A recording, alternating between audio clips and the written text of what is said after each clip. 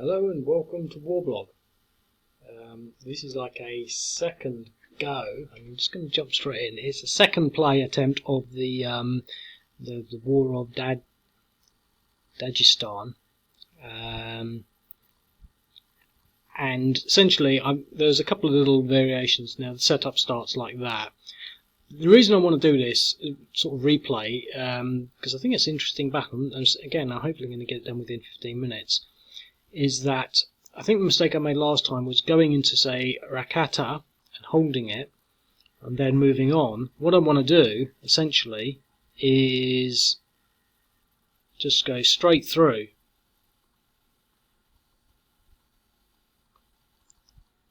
One, two, three, four. 1, 2, 3. It's going to take the same amount of time. This guy, well, he's going to go through Rakata. But he's going to go. He's basically taking a beeline there. Here,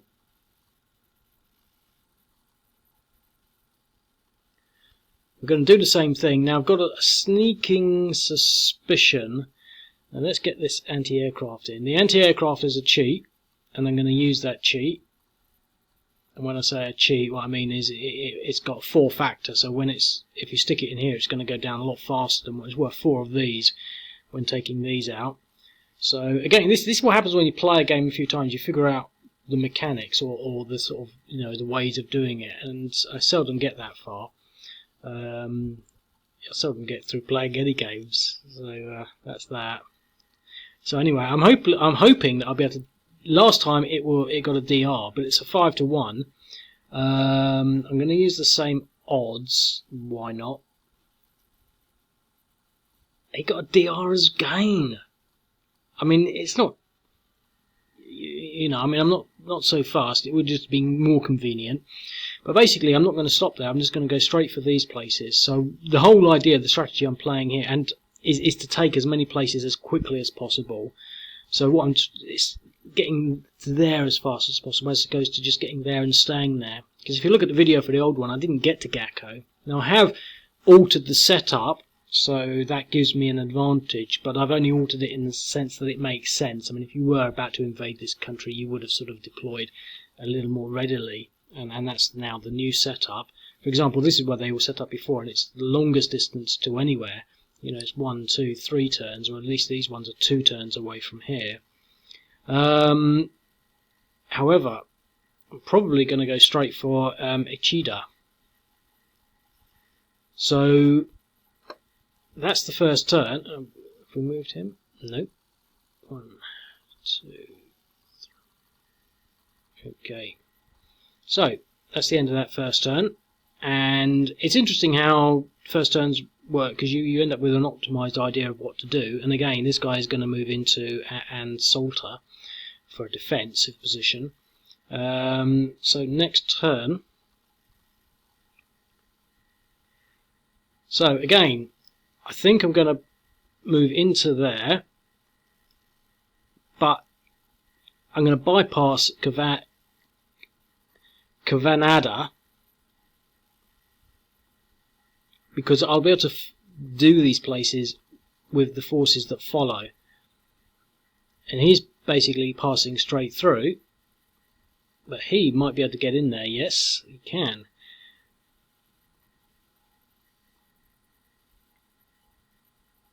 Can he get there? No, he can get there.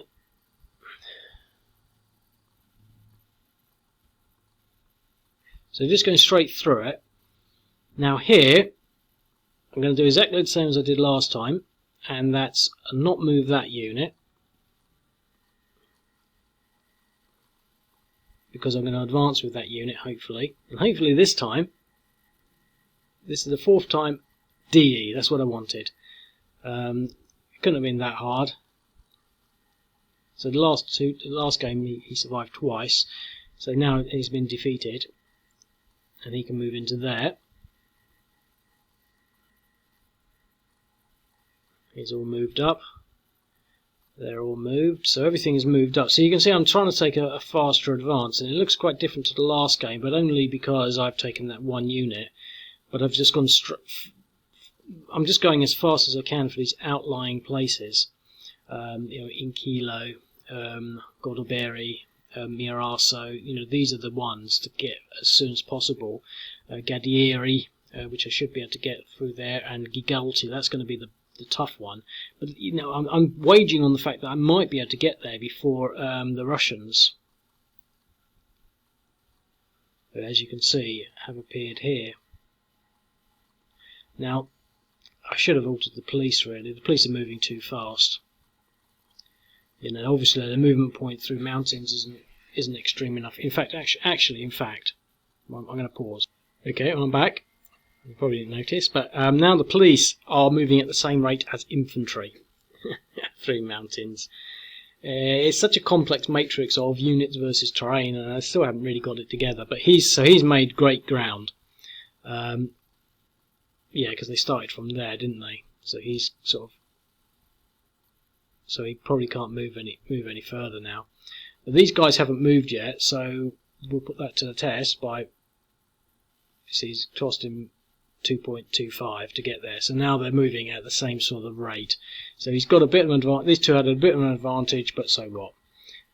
So that's that little thing sorted out. So one of the reasons I do these sort of videos, just sort of play them. I'm really just sanity checking them. Really, it's still probably full of logical errors, but they're good enough. I call it the immersive experience. So anyway, we're now on the Islamic Jamaat of Dagestan turn, and again we're just rushing straight through. 1, 2, so we've got it. Look,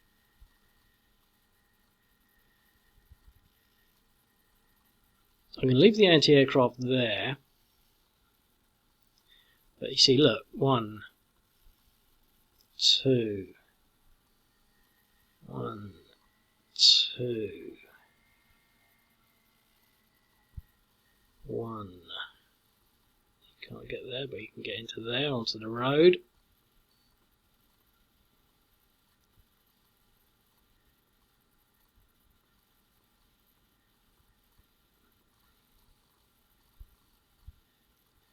Okay, so that's that. Right, so the police, see, they've got the same problem.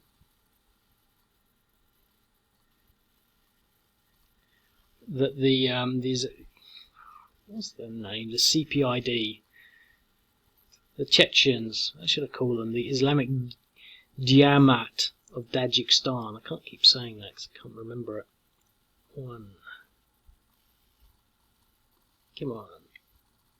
Oh no, that's because it's the other player's turn. Okay, so they've moved all their units, and they've only got the police to move, so that's that. Okay. So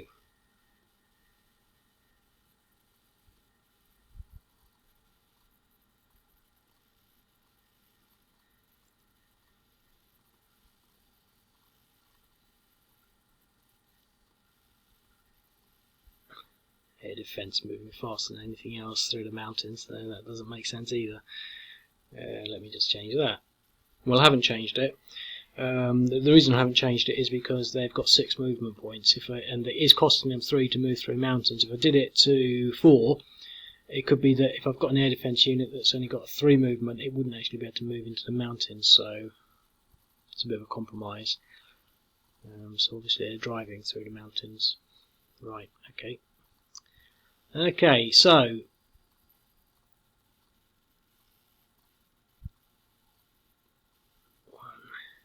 we're pushing forward.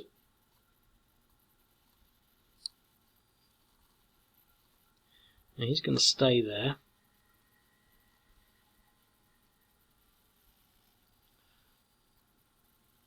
Right.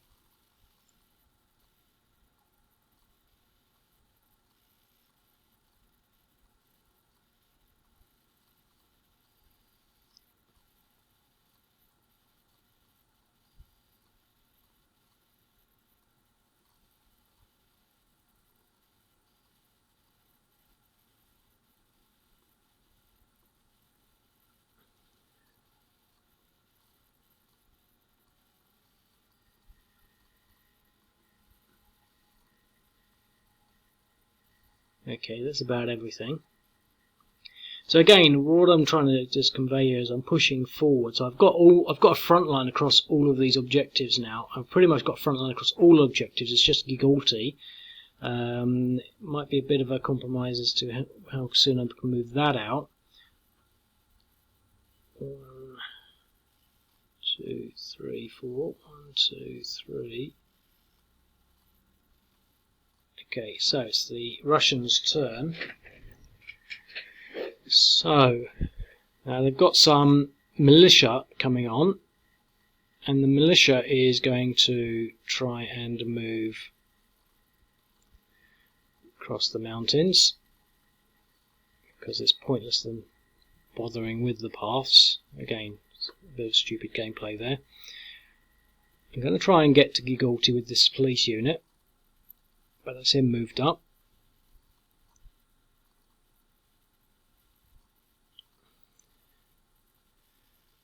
Now they've got a choice here, either to hold or to attack, and they're not going to attack because they've only got 2 and they'll be up against sort of 6. So that's that's the only standoff they've got there. So that's that turn. Okay, so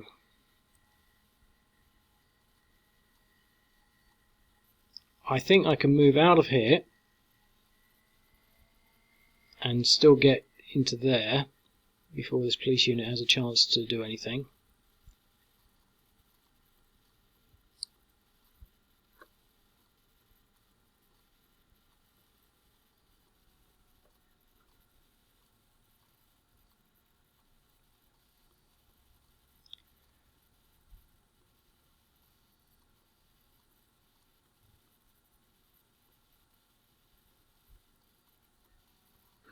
Now I've pretty much achieved what I wanted to achieve in this sort of video, just to emphasise an alternative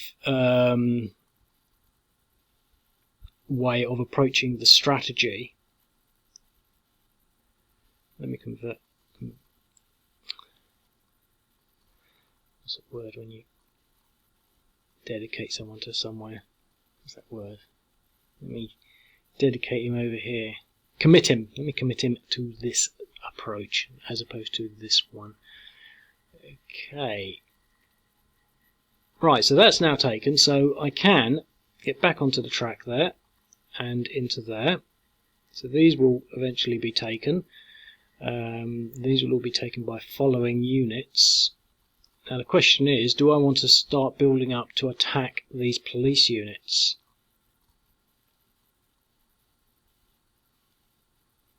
And because of the amount of time left, I'm not sure I want to really be thinking about that, but I think I might.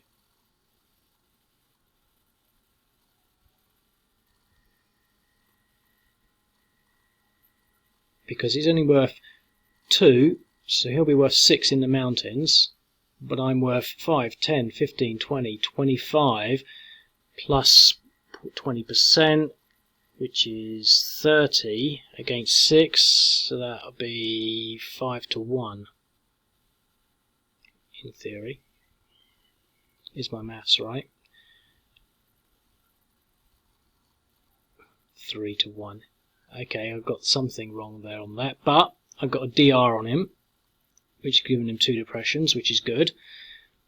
So again, that's given me that sort of, you know, I'm fighting this road probably in a long sense, so that's quite a nice little front line. You can sort of see how maybe this road will be key to sort of, you know, if I can push it back to Tolok, you know, that's quite a sort of an extensive defensive line to then consolidate all these towns and villages with my units.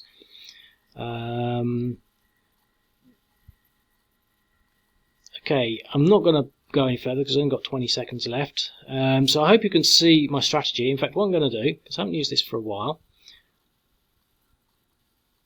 you can see that my strategy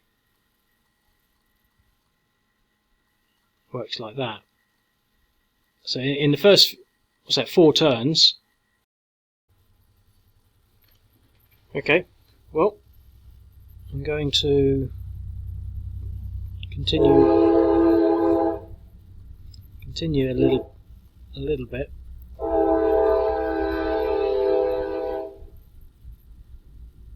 because I got quite excited about this line. I didn't really get to explain it that much, so I'm going to refresh that. Now, essentially, what I wanted to do with this little line was to just sort of point out that as a sort of a front line, and also this road here. Now the thing is, we've got a front line because this little unit here, he's causing a sort of threat or a push this way, which is open. So these units have got to sort of at least contend that way, and hopefully contain Gigalti. But you know, the fact that these units can move slowly across the mountains is a factor that has to be sort of brought into play.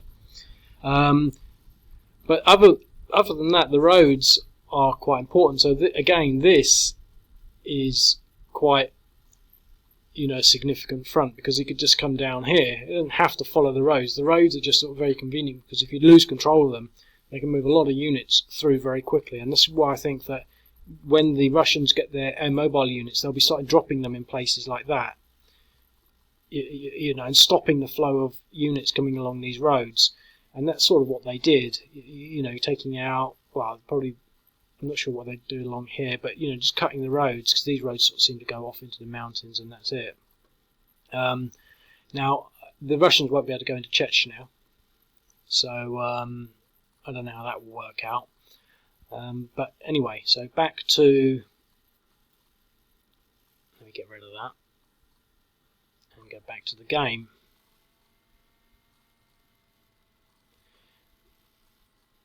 So he's moved. He's moved.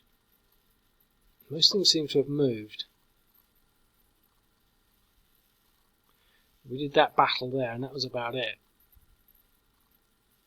Okay, so I just want to do another turn just so that I can get sort of the greater feel of what's sort of happening. Now he's going to move into there. So we're going to try and contest Gigalti. Maybe he should have just gone straight across. Now they're going to hold. And we've got air power. Now the question is, do I want to use that air power now on this unit? And I'm going to continue my strategy from the last video and say no. I mean, the video I did before this sort of replay.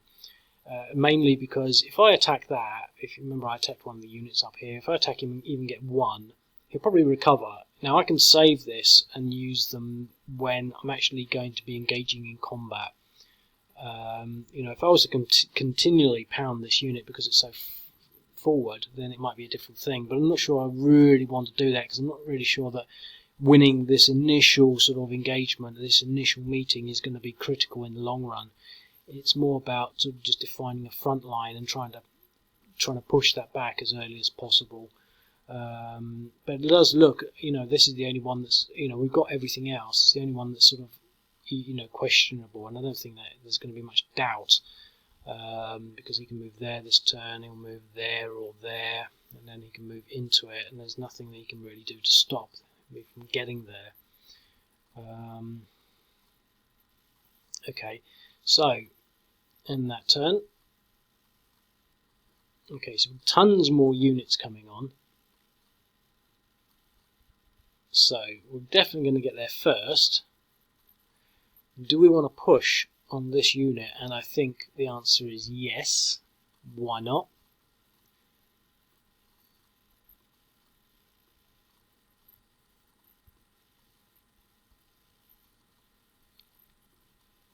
I'm beginning to enjoy that sort of front line down that road. DR. Oh, it's doing well on the defending.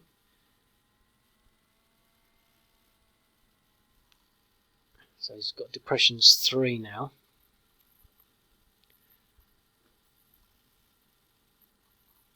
Let's keep these units in there. Put the anti-aircraft into Kavanada.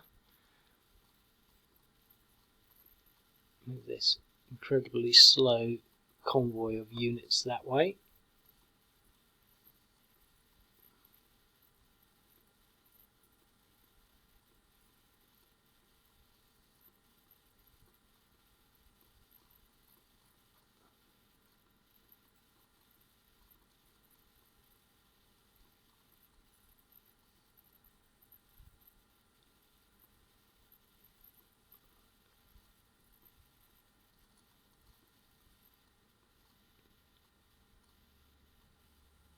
Okay. So what have we got here? This guy hasn't moved, has he? One. So we've now got most things advanced and moved and sort of in place. So it's only really this sort of area here that is suffering any threat, and it's hardly a threat from just a small militia unit. The militia unit might want to question what it's doing there, because if it gets surrounded down here, it'll probably be decimated, but not to worry too much. So on turn 6, it's getting quite crowded with more militia units coming on. Now, I think I'm going to leave him there.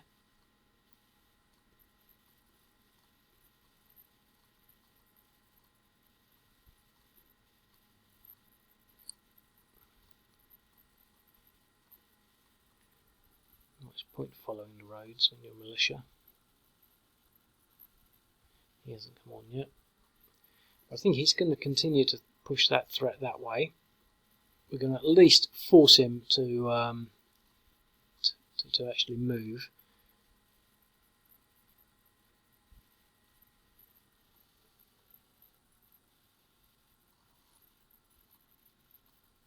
Well, that's the lot.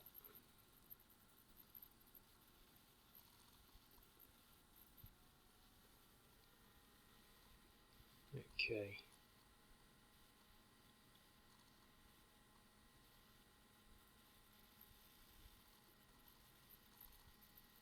I shouldn't really have done that. Definitely get in there.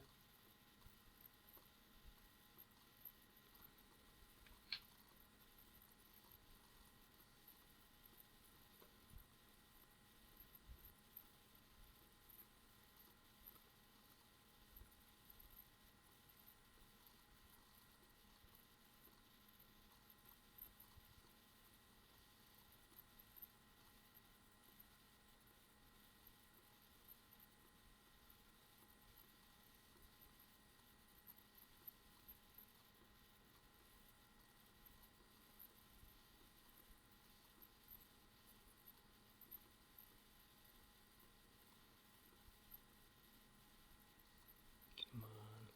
It's moved up. Why is he all moved up? What happened there? Maybe I accidentally moved him backwards.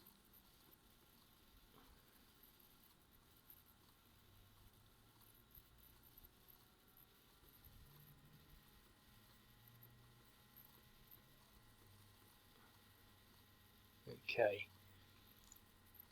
So that's most things now moved up.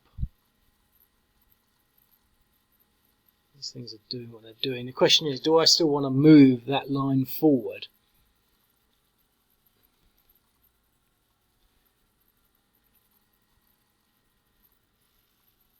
I could possibly do some more damage against that. It's tempting enough for me to do it.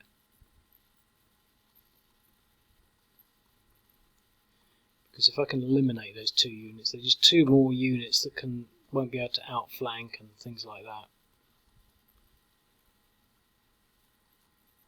DE there. Okay. Well, that makes that front a lot stronger, meaning I can create Tlok as a strong point. I've got to get through that before I can get to any of these objectives with things like vehicles and things like that, and moving at any rate. We've got the front line here, and I can still possibly sort of just waddle through there, but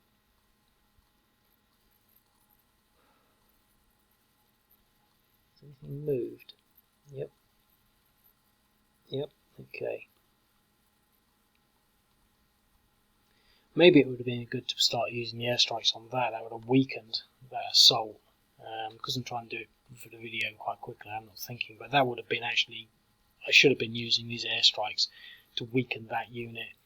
Probably wouldn't have made a lot of difference because the odds were so great. It was just down to a lucky die roll really, or a good die roll, which statistically is going to happen.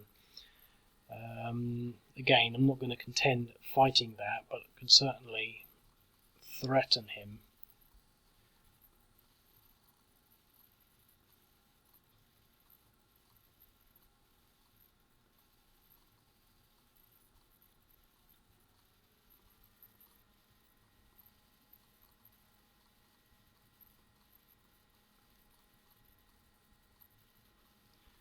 Okay.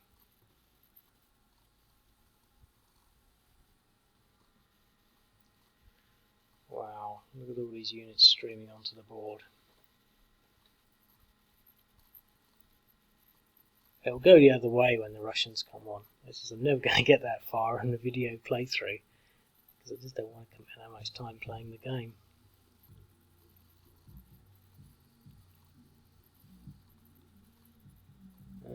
Okay. Do I have any? There's no artillery or anything.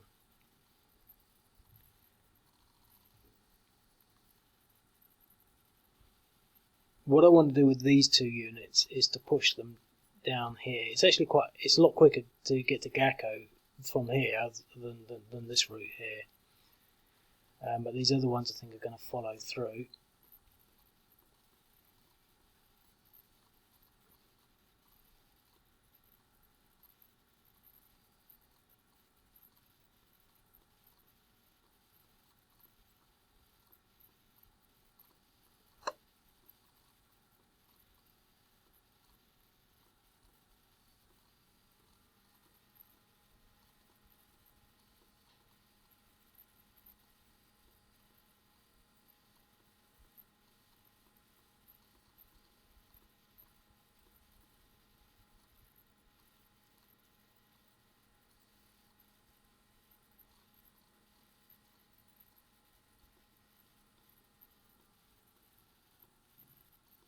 Well, I'm going to hold that village.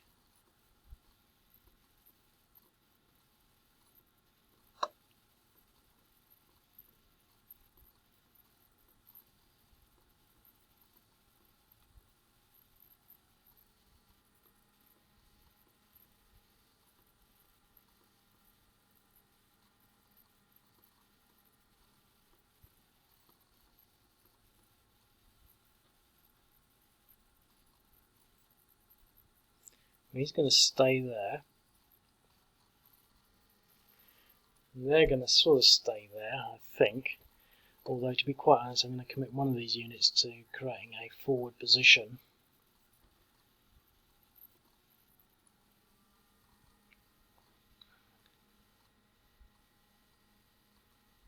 In actual fact, I could attack that turn. Right. Well, we've got less than a minute left, so I'm not going to be playing much more. But I think, and I'm going to take advantage of my pen tool to just delineate the sort of line of